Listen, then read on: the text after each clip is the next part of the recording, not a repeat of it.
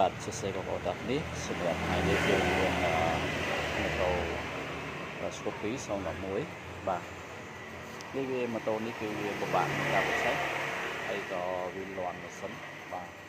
ហើយបូកជាមួយនឹងការដែលវាជាប់នៅ sensor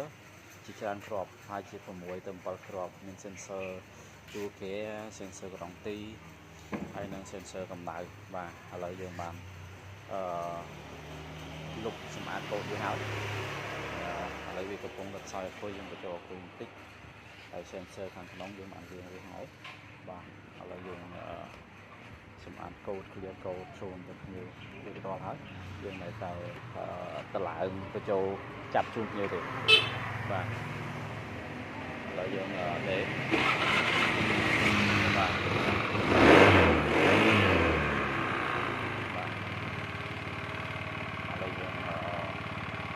ចូលហើយបាទចឹងម៉ូតូនេះគឺវាមានបញ្ហាលាន់ម៉ាស៊ីនប៉ុន្តែគាត់ថាម្ចាស់គេអត់មានដូចទេយើងធ្វើតែប៉ុណ្ណឹងយើងទៅសាពៀនទៅគ្រាប់ទៅចាំគ្រាប់ហើយនឹងទៅស្បែករួចហើយប៉ុន្តែវាឆេះនៅតែអត់ស្រួលហើយវាឆេះមើលទៅថាវាមានការកាត់កូដឥឡូវយើងបានវាកូដវារួចរាល់ហើយបាទវាកូដរួចរាល់ហើយនៅពេលដែលម្ចាស់ជិះគឺវាលោតឆេះរហូតបាទ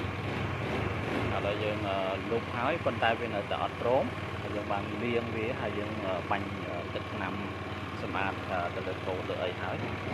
យើងឆែកមើលទៅវាជាប់កូដមួយទៀតគឺ sensor ក្រោមទីហើយ sensor វាឥឡូវយើងបានclearវាហើយវាស្រួលលេងអីហើយបាទអរគុណច្រើនសម្រាប់បងប្អូនទាំងអស់គ្នាដែលតាមដានវីដេអូនេះ